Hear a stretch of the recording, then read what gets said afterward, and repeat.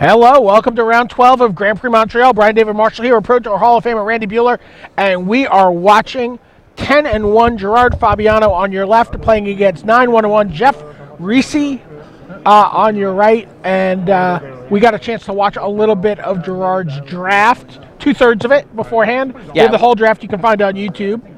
Yeah, we'll probably be able to finish it after this round, but yeah, I really wanted to see how the deck turned out. So we watched Gerard draft 2/3 of the deck. It's kind of an awkward, he had trouble settling into two colors. What he wound up with here is he's red-green, touching just enough blue for a couple of Horizon Chimeras. So there's no islands in his list, but there's an Unknown Shores, an Opaline Unicorn, a Nylea's Presence, and a Temple of Enlightenment. So 4 blue sources for those two of the 3/2 flyers. Meanwhile, as these guys get set up, Geoff Risi's played a Springleaf Drum, and Gerard Fabiano has played a Sedge Scorpion, which is, I believe, his 1, 2, and 3 drops. Yeah, no, his deck's a little top-heavy. I mean, it really felt like I was watching the draft from behind the camera, and he opened Forgestoker Dragon, and then he could not get off red. Right. Especially when he got past fall. There's Opaline Unicorn, and really, Risi should, if he had watched the draft, he might know that you want to kill the Unicorn. Well, I mean, the Unicorn's the bottom of his mana curve. It just goes up from here, right? Tap another untapped creature. So you have another one. Gerard's reading Black Oak of Oduna. Yeah. So was I. Oh yeah, I guess it was. Oh, and there's the Horizon Chimera off the Unicorn. No 4th land, no blue source. Looking at that Pharika's Cure in his hand, going, oh! Did he just upkeep that in order to gain the life? Oh yes, he did. Yeah, he didn't have another play, so he did that during his upkeep in order to turn on the life gain before his draw phase. Yeah, Sedge Scorpion can beat up the wall. He had the blue source too. Temple of Enlightenment. It's no white. I mean, it's basically an island with Scry, but comes into play tapped. Anyway, I was saying with Gerard's deck, it felt like he could have been, if it wasn't for the first pick Dragon, and then he got past Fall of the Hammer, he could have had sort of a tight, sort of green-blue tempo deck. Yeah, absolutely. But I mean, it's hard to give up on a Dragon, especially when he gets past Fall of the Hammer as well. And then I guess he did wind up with a Polish Crusher. That was pack 3, he got right? paid off with that. That's what was you were about to see if you were watching us on the stream. Pack 3, he did open a Polish Crusher, so that helped sort of solidify him as red-green finally. Geoff Risi, meanwhile, seemed a little, he wasn't entirely happy with. We saw him last round, so it was Marshall and I, but we watched him lose to just an amazing deck from Daniel Fournier. Yes. Geoff didn't seem super happy with the way he played that match. He got kind of blown out. He also had, he had a mulligan to 4, and he said he's going to redeem himself. Okay. So this is redemption round. Kept 2 cards off of his Read the Bones. One of them was, it looks like, a Grey Merchant of Asphodel. In terms of pod 1, what do we got? He's going to now Pharika's Cure the Horizon Chimera. Oh, sure. Using the Springleaf Drum to get an extra black. I mean, the Black Oak's not blocking the Sedge Scorpion anyway. Right. Commune with the gods.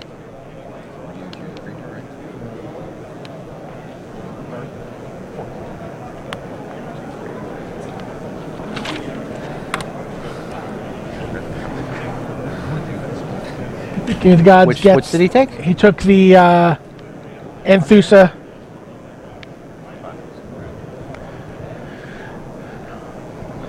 And Sedge Scorpion keeps getting busy. In terms of pod 1, so both of these guys were undefeated yesterday. They both went 9-0. There were 5 9-0s on pod 1. Gerard has gone 1-1 so far. Today, Geoff has gone 0-1-1. So there was an unintentional draw to make the pairings even more awkward. I think Joe Demestrio and Morgan Chang, also from Table 1, at the back table here in the feature match. Are they, what's their records? They're on, they're 0-2. Or no, Joe Demestrio's, they're on 2 losses, which means I think Morgan is 0-2 and Joe is 1-1. Yes, that's because Joe came in on 9-1. Did you see the crazy stat I tweeted about Joe's tiebreakers? No. So Joe Demestrio has the best tiebreakers possible. 5 of his opponents yesterday went 8-1, losing only to Joe, and the 6th opponent went 9-0. Those were his opponents yesterday. Wow. So he was the one loss for a bunch of them? Yeah, he was the only person to beat 5 different players. And then he lost to one of the 9-0s. And Michael Tran, please. So Great Merchant of Asphodel comes down. I assume it's going to trade with a Sedge Scorpion at some point. Frederick Willett and Michael Tran, please report to the side events banner in the center of the room.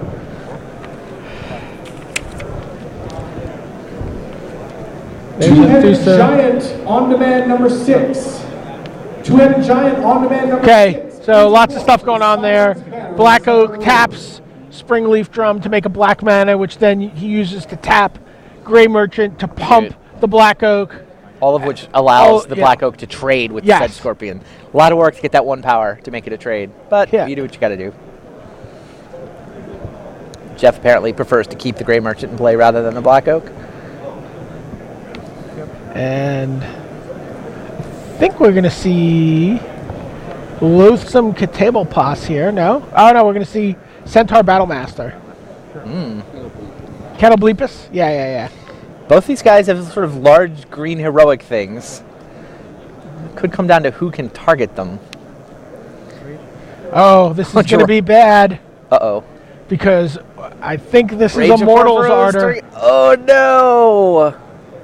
Indestructibles. 7/7 for the course of this turn. Jeez. Yeah, you can scry. Scry me a river. Yeah.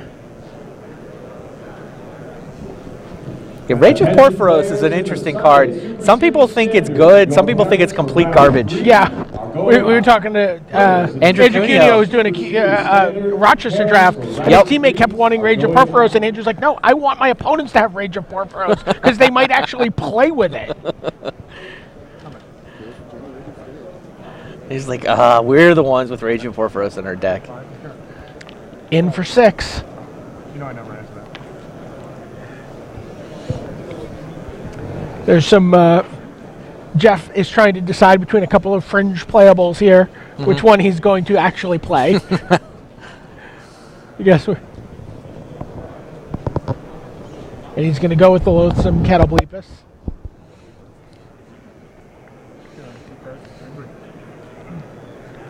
It's a reader.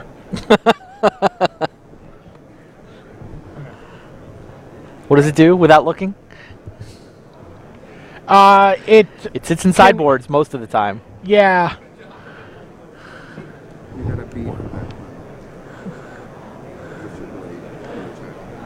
We get graded a B for your pun. For which pun? Oh, yeah. Scry me a river. Good. Yeah, but I mean, it's not a... It ranges from A+ to C-. So you can force people to you looked it up. You were supposed to send me what it did without looking. Yeah, it no, up. I couldn't remember. I've long blocked that card out of. It's in my dead zone. I'm Johnny Smith from the dead zone. It's one of the cards I can't remember from the third. So 3/3 for 6 is most of what it does. If you're desperate for a body, it's like the poor man's War Chanter's Mogis or something. Well, that's coming up next. I know. That's why I went there. These War Chanters 3/3 for 5. He's a full snid. But hey, sometimes you just need some dudes to attack and block with. Ari Lax won a limited GP with that card. Absolutely true.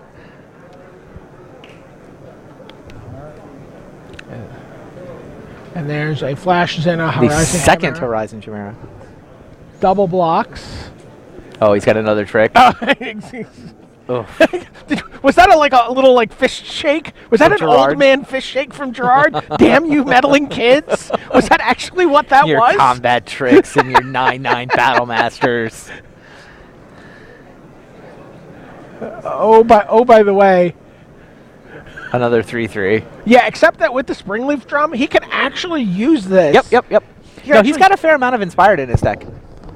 So he can have a. And there's the Forged Stone Dragon. Your pairings are up. Super Sunday Seal, your pairings for round 3 are now up. Dragon get it done. He declined. Did he to not see turn on the War Chant? Last call to sign up. He declined. Like if you put Springleaf Drum in your deck, aren't you? Well, I guess isn't the it- Opaline Unicorn can still block, but that seems There's good. no reason not to.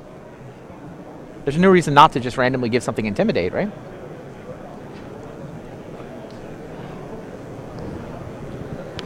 Well, it could get Intimidate anyway and be gigantic. Oh, is there a Lampad in Yeah, his a hand? Cavern Lampad. Yeah, he runs Right. 2 of those main. But the play there is just load a mana at the end of the turn with your war caller, or is it war chanter? War Chanter of Mogies. War chanter Mogus, yeah. Untap it, give the Centaur Battlemaster Intimidate. Yeah, Unicorn still gets in a chump block. Yeah. Instead, we're going to make it... Good grief. Is that 14 now? 14 power Intimidate.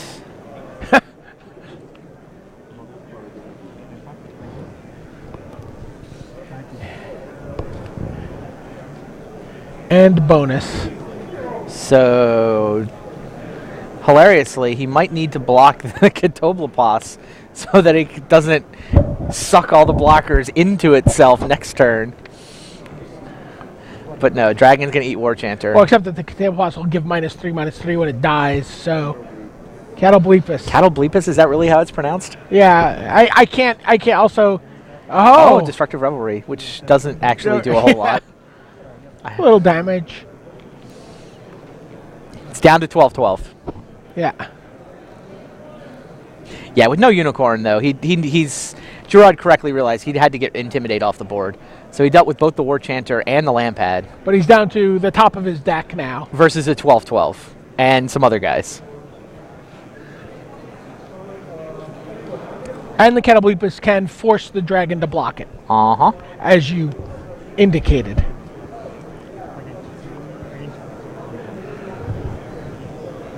Other than that, though, Gerard's got a dragon. You seen this cool dragon? Cool dragon, bro.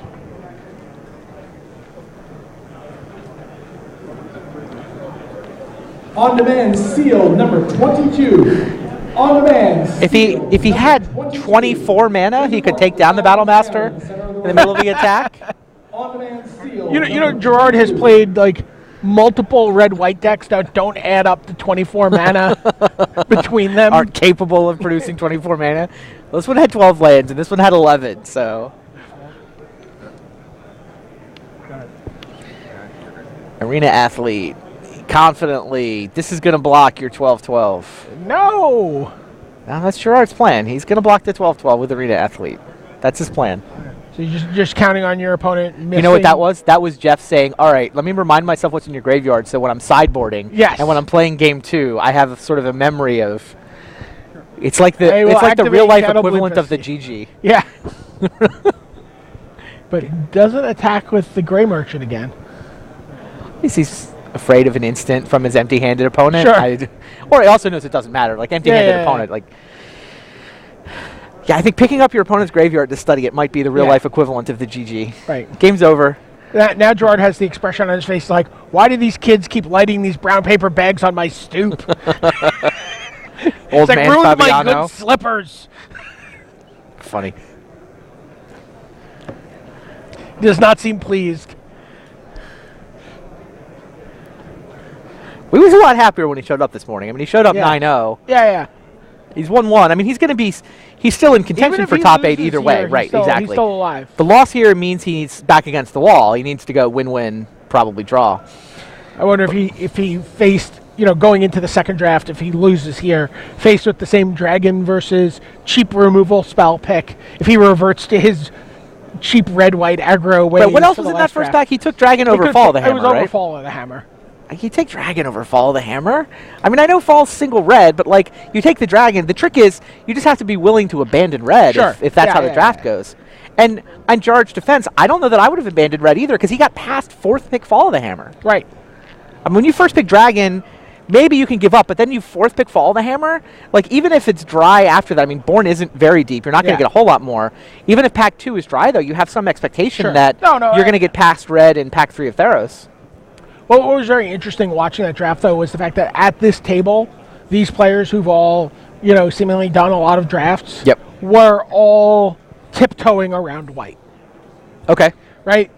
Nobody wanted to be fighting 6 of their neighbors? Correct. And, I mean, even at the Alexander Hayne table, I think that was going on also. Interesting. I talked to Aaron Lewis, who was downstream from Alexander Hayne, and he was like, what's going on? I saw this, Shrike, and then there was no more black, but then all the black was going the other way. Yeah. But what he said is he got past, a Fabled Hero in Pack 2. Wow. So, people are definitely... Well, that makes white even better then. Daniel Fournier, you saw the red-white deck. We saw, Correct, yeah. He was apparently one of the only couple white mages at Table 1, at Pod 1. Yeah, there's definitely this weird, pendulum effect with white, where everyone's like, we all want to be white, and then everyone's like, oh, I don't want to fight I'm getting everybody. really tired of using my first 2 picks on a Crow and Skyguard and then not having any other white cards. So I'm going to avoid white. I'm going to get cute and I'm going to draft black, or I'm going to get cute and I'm going to be blue-green. Yeah. And then white's open, and I was like, I don't know what these guys are getting cute about. White's still really good. Right. Just pulling all the chips into the middle. You mentioned Alexander Hayne, by the way. He lost last round. How did he lose with that Phoenix deck? Did the clock strike 12? Apparently. Did the coach turn into a pumpkin? Yeah, the whole deck turned into a pumpkin.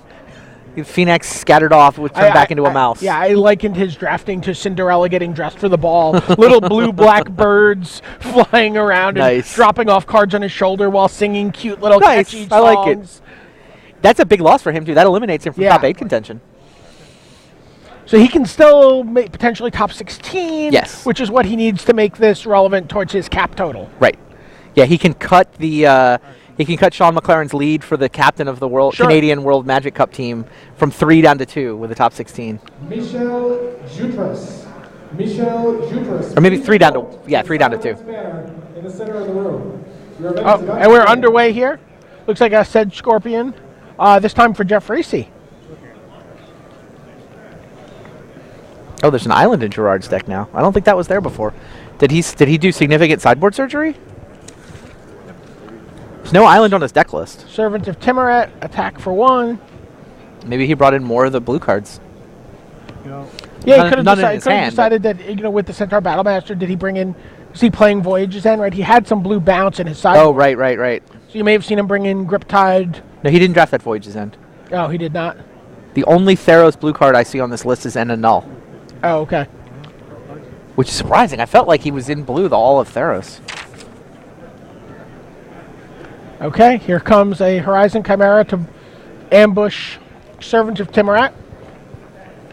Is there a trick? It's a good play. Is there Immortal's Ardor?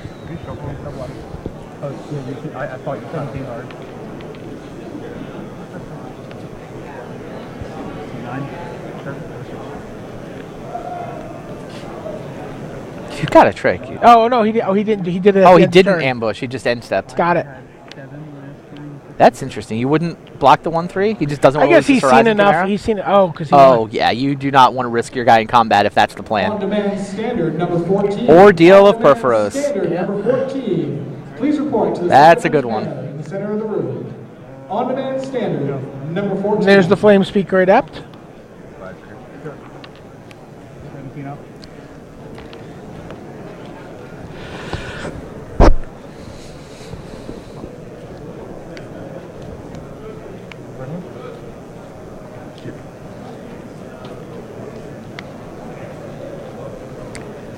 Looking through his cards.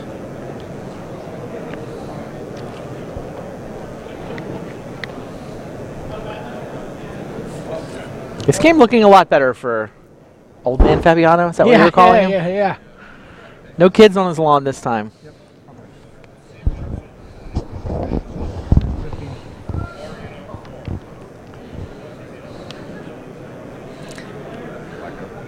Not sure this analogy works.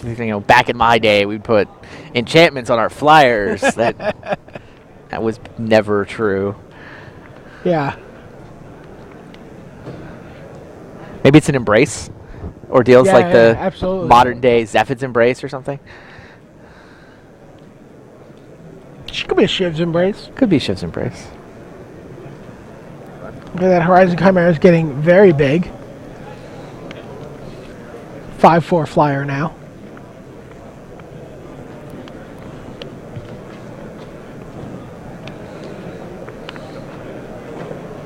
Here comes Rage of Porphyros to take out a Sedge Scorpion. I don't know Really? I don't know what Cunio's talking about. That card is awesome. Rage of Porphyros. 5-mana sorcery, kill a year 1/1, and scry. It's interesting He that he could've chose not to killed- he point it could've at killed the Servant. Servant I was thing, noticing yeah. that. He's living in fear of combat tricks. I mean, he got blown out by combat tricks multiple times in game 1. Clearly worried about them.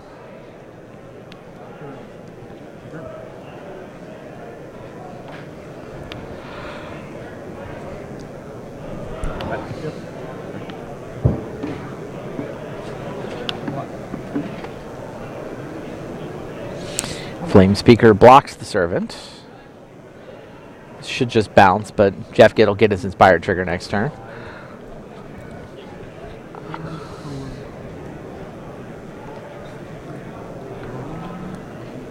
Geoff's deck looks a lot better when he gets the Springleaf Drum going.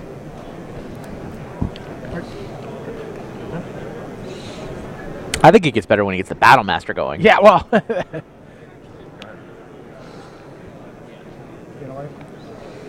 A Battle Master's just going to die here to the... Yeah, why do you play Battle Master with Ordeal about to pop? Like, he's tapped out, right? He's not even He is tapped out. representing a combat trick. Hey, maybe he wanted a vitamin. Maybe. Okay, take 6. 7. You're kind of dead next turn.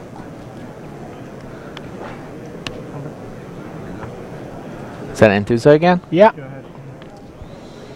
Gerard doesn't seem to have a ton of ways to target his No, I mean, Enthusa. it's just a, it's fine, 4 or 5 reasonable body.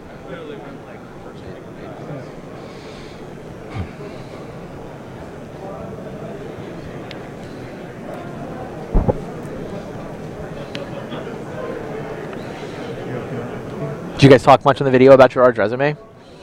He's been playing Magic forever. Yeah, we went kind of dove right into the draft. I mean, if you look at any of the career totals, whether it's sort of lifetime Planeswalker points, lifetime Pro points, Gerard's up there on those lists. Yeah, absolutely. He's been a fixture of the Northeast PTQ GP. Asphyxiate takes Yeah, out Enthusa. 14. Servant ticks in. 8 alive. I mean, we saw a stat at the last Pro Tour too. Rich was running down like how many Pro Tours have people played, and he has played more Pro Tour. The only people who've played more Pro Tours than him, they're all in the Hall of Fame. He's got the most Pro Tours played of anybody not Wow. in the Magic Pro Tour Hall of Here Fame. comes a commune with nature. Ooh, that's a nice little commune. If you get the dragon. Attack with the dragon that he's built, Yeah. and play the other one. GL. Yep. 3, 14. Can you deal with both of my gigantic flyers? No. Yeah, I'm going to say no. All right, looks like we'll get a game 3.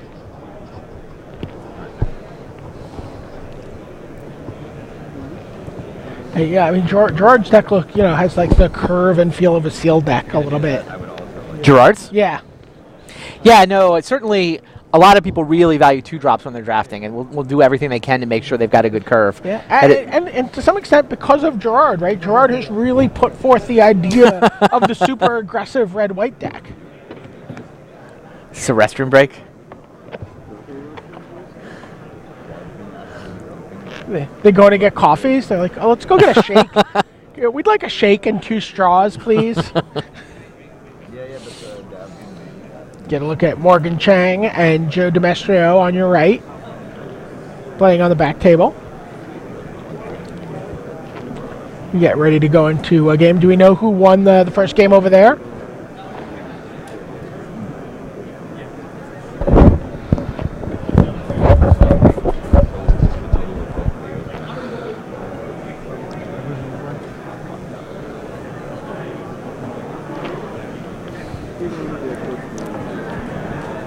Are we going to switch to the back table there, Rashad? I don't have an answer that was audible. I heard. I see. Oh, there's a. See. Yeah. Is the judge just not wearing the ear set? Oh, okay. There we go. The judge seems to be catching up now. There we go. So we are going to go to that back table for you. We're probably not going to have graphics. That's all right. Just check in, see what's going on. Do we know who won game one, Rashad? He can't hear you. He doesn't have his earpiece in. Oh, there we go. There we go. Okay.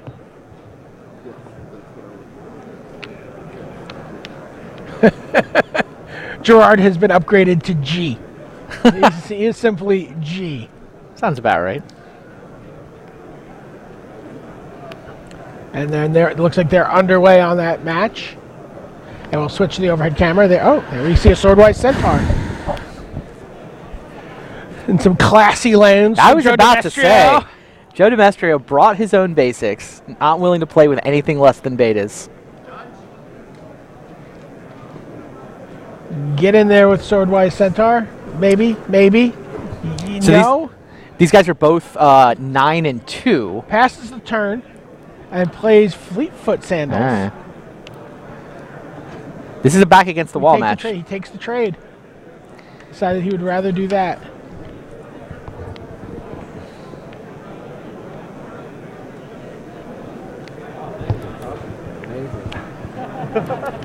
Here we see Staunch Hearted Warriors. Beautiful. Terrestrial. And, oh boy.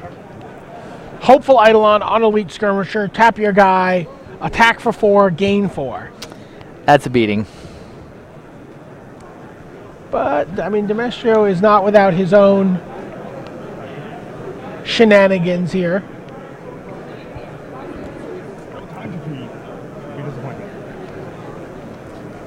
So he can play Aqueous Form. I think that's what he's going to do. Yep. Aqueous Form on the Staunch-Hearted Warriors. Attack for 4 and Scry. Looks like it's a land. So he's going to push that to the bottom. And then Ferris Band Tromper.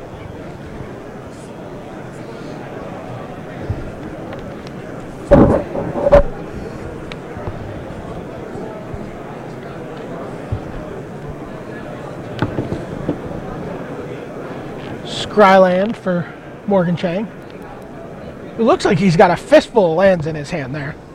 It does. Possibly a Divine Verdict? And Divine Verdict, yep. Looks like he's got Heliod in hand.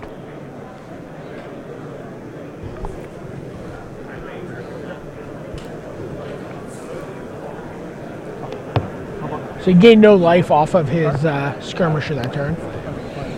And there goes Nessian Asp.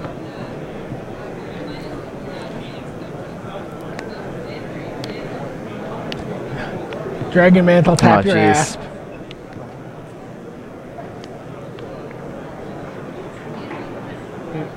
And this is the red-white deck, to some extent, that we were talking about.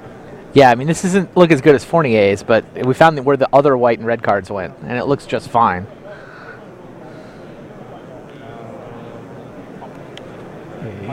Yuck. 1 Yep. p.m. seal. 1 p.m. seal. Vigilant, fire-breathing, life-linking, It's not bad. Elite Skirmisher. In the center of the room. 1 p.m. seal. Proceedings for Oh, but we're back on the main match. Okay. That one looked like it was running in Morgan's direction. Definitely. So Swordwise Centaur for Gerard Fabiano on turn 2. That was kind of the card that pushed him into green in that draft. Swordwise Centaurs kept going by, and he finally got one? Yeah. He's like, well, I don't want to be the only one without one. Just remember, those guys at the other table we just watched, they're also at Same this pod, same yeah. draft table. Same pod. Pairings for round 1 has been posted outside in the main lobby. Please proceed to your tables. There's an Ilea's presence for Gerard. Gerard's got 6 Grand Prix top 8s and a win. Rob Wynn, please report to the side of that stage. Rob Wynn, please report to the side of the stage. Would like to put up number 7. Do It's in position. Do you Black Oak of Aduna here, or do you get it, or do you read the bones? I do. Do you want to stabilize and read the bones later, or? I think I want to block Swordwise Centaur. Yeah, I Black Oak. Yeah, Also means you'll have a little more information when you do read the bones. I mean, I think he's already got the lands that he wants. He pretty clearly wants to push all lands, but information's always of some value. So yeah, this line looks pretty good to me. 4th land for Gerard means his Horizon Chimera is live.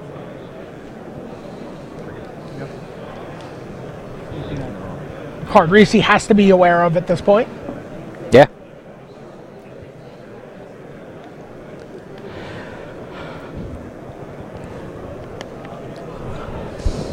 What's the rest of his hand? Read the bones and...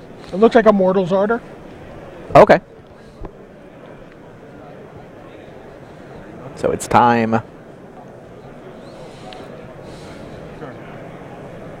I have not yet read the bones with a Horizon Chimera in play. Seems good. Battlemaster seems very good here. What's the other card? Battlemaster, and I cannot lean over far enough to see what it is. Well, Keeps them both. He's like, yes. Spell. there is the Horizon Chimera. So he just passed the turn there? What else is he going to do? I don't know. What are you attacking with Servant? Into 3-2? You have to blow your trick. You would attack Servant into 3-2, planning to use your trick to kill Centaur? Yeah, I think he doesn't want to use his trick when he's got a Battlemaster in his hand. Polish Crusher, Dragon, Those are some cards. 17, on-demand draft number 17. I don't know what... Oh, and Rage of Porphyros. Oh, right. Sure. On-demand draft number 17. Please report to the side of that banner in the center of the room.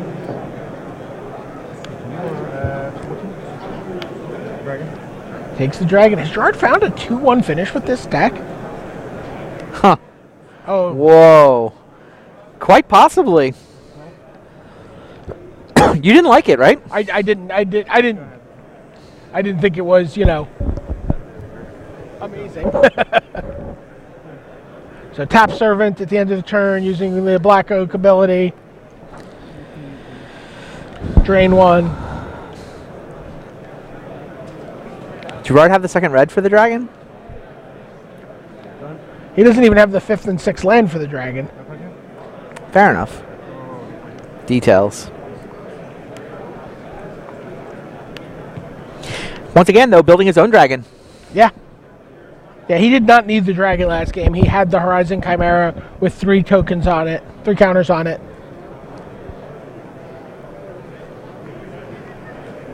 It's kind of Gerard's career, right? He drafts the deck. Everybody kind of turns their nose up at it. No, how do you win with the what he did?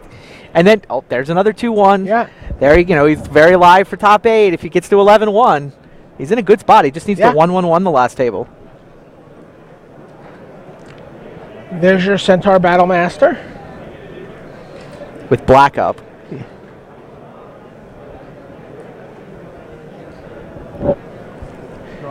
With the Black Oak, it's asphyxiate proof. Sure.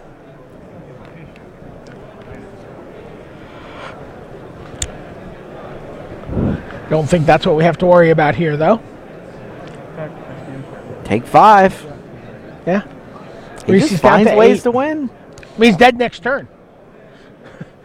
Right, unless he has a way to deal with that flyer, it deals 8 next turn to him. On-demand draft number 20. Oh, by the way, Nemesis of Mortals. Number 20. Please report to the side of its banner. How about GFABs? Yeah.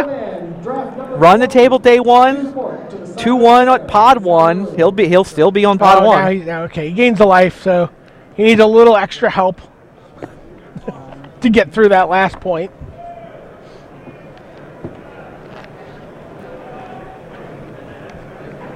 Is that Farika's Cure?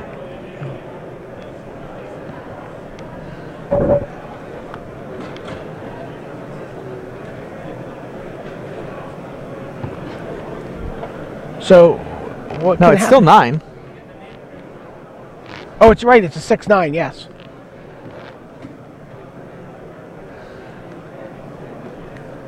Huh.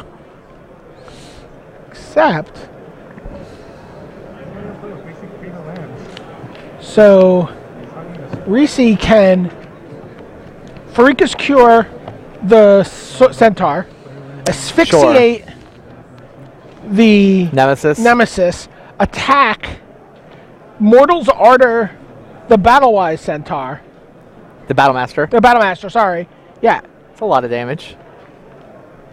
Get in for 7, 8. He can't set up a lethal. Mortal's Resolve, sorry. What did I call it? Oh, yeah, Ardor's the white one. Yeah, there's the play. Asphyxiate that. Now taking sign-ups for the 2 o'clock standard. Now you smash, right? He can survive one hit. Right, He you needs to get in for 8 here. 3, 6. Yeah, you get in for 8. You get an inspired trigger. Maybe you get inspired. He probably kills the servant. Yeah, I like this is the right line. 3, 6, 7, 8. Oh, but lightning strike in hand. Wow. That's 12 damage. 3 from the Rage of Porphyros. I mean, from Ordeal. the Porphyros Ordeal. Yeah. And there's the handshake. Wow. See, we Gerard got a Fabiano? bonus point of damage in there. 11 and 1. Sat down to draft at pod 1. Took a first pick dragon. Struggled to find 2 colors. Wound up running 3 colors. But got the 2-1 he needs to stay hanging out on pod 1. Right. If you're enjoying the coverage this weekend, here's some upcoming events with live webcasts. Grand Prix Cincinnati. Randy, you're going to be there next week. I will. Get excited to talk about standard. Absolutely. You know, we've been touching base on the Grand Prix Buenos Aires results and over the course this weekend, which is standard. You can go onto the text coverage right now, accompanying us on the main page, and look at some of the undefeated deck lists and who's doing well there. That same weekend, this format will be revisited with the European coverage team in Grand Prix Vienna. And then we all head to San Francisco for a couple days. Yeah. And we're going to watch 16 of the best online players compete in the Magic Online Championship, mixed formats. Yeah, three days of coverage. What are you excited for format-wise there? It's got to be Cube, right? Everybody likes a good Cube draft.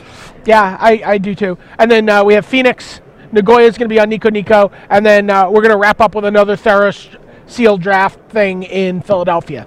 Good times. So, yeah, lots of stuff coming up. So we're going to watch the rest of Gerard's draft? Is that the plan? I think maybe we're going to go and check in on watch the end of the match between they weren't done. Morgan Chang and Joe Demestrio. Oh, great. Looks like those guys So are this is starting game 3. 3. Awesome. And this is a back against the wall match. Yeah, This is want to stay in top 8 contention. You got to win this. blood sport. Yeah, Joe I know came in at 8-1. Talked about the crazy tiebreaker stat. His 8-1 involved 5 opponents who only lost to Joe, and also went 8-1, and then one opponent who went 9-0, dealing Joe his first loss.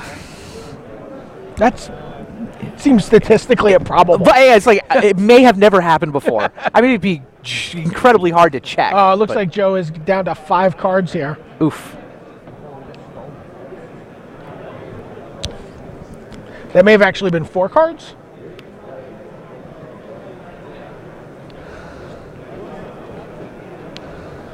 Well, Omen Speaker, it's not nothing.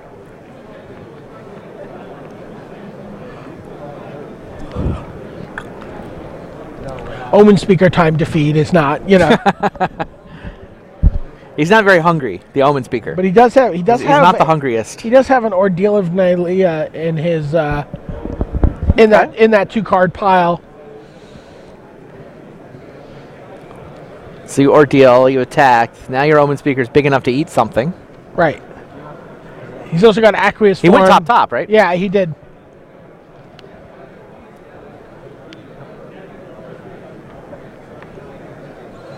Wow, this is not a bad start then. He's out of land though? There's a land on top of his deck. He's out of land this turn, yeah.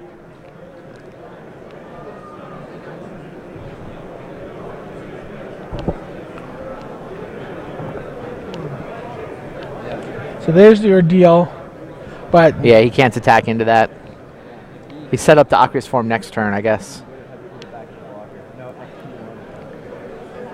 this is going to be Hopeful Eidolon. Nope. Is that, It's the red Eidolon. Ride that out. Keep it going. It's the fire breathing one, right? He fire breathed for one.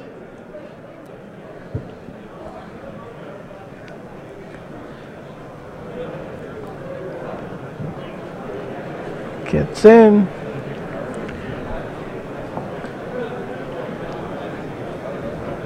Oh, he does have Grip Tide in hand, too. You can also time defeat here. Yeah, do you time defeat the... Which one did you time defeat, though? I think the Skirmisher. Or no. He wants this guy to live. Like, the Skirmishers, they're going to Oh, it's up to 4 power. Yeah. Yeah, no, do eat the Traveling Philosopher. I like it. All right, go back up to 17. And then if he hits a land, he's sitting on Grip Tide. He can Grip Tide the Skirmisher. Sure. So the Eidolon falls off. That all kind of works out. It's a lot of mountains for fire breathing, though. Yes, it is. There's the Hopeful Eidolon.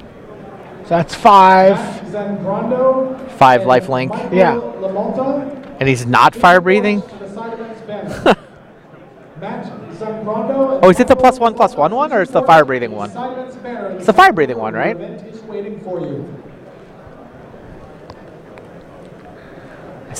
I see a red mana symbol in the text box. Oh, that's just the bestow cost? So it's +1/+1. There he goes. It gets in for 3. Doesn't have that 4th land, but he has an Agent of Horizons.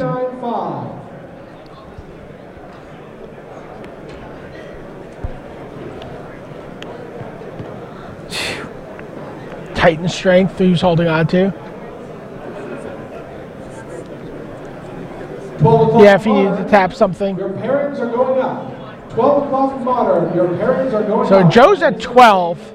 Yeah, it's a lot. Is he just dead? 3, 6, 7, 8. Oh, there's a mountain. He's just dead. 12 you. Wow. Ladies and Yep. gentlemen, red-white. There you go. Disappointed Joe Demestrio. Yeah. He's had a lot of great starts to Grand Prix over the course of the last 6 months or so. Absolutely. Just not been able to close and get to that top 8.